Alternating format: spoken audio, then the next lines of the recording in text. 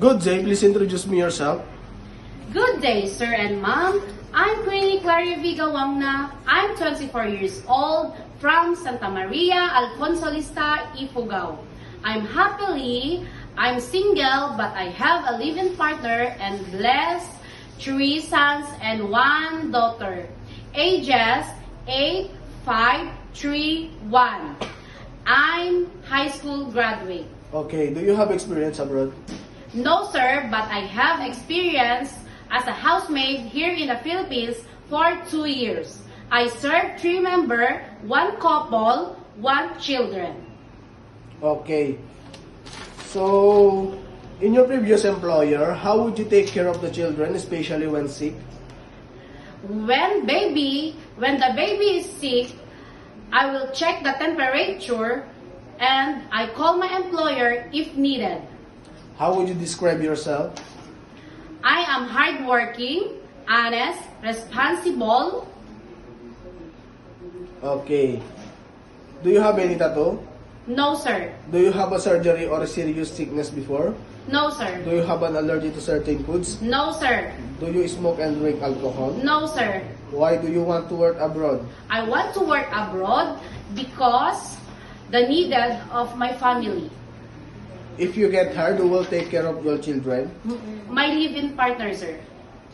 If you're homesick, what would you do? I call my family, sir.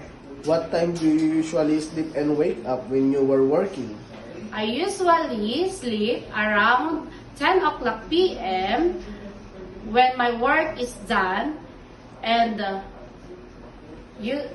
wake up 5 o'clock a.m., sir. Are you the one who does the cooking and do market at home?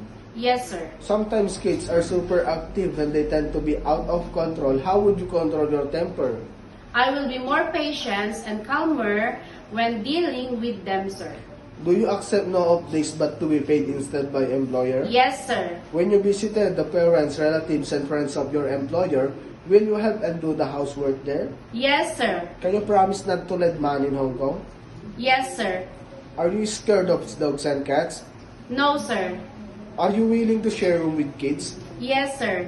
Do you promise not to use cell phone during working hours? Yes, sir. Do you promise to finish your contract? Yes, sir. Can you cook Chinese foods? No, sir, but I'm willing to learn. Can you sing a nursery song? Yes, sir. Okay, sing it. A, B, C, D, E, F, G, H, I, J, K, L, M, N, O, P, Q, R, S, T, U, V, W, X, Y, and Z. Okay, what is your message to your future employer? Good day, sir and ma'am. To my future employer, please select me. I'm hardworking, honest, and responsible person, and I will promise I finish my contract for 2 years.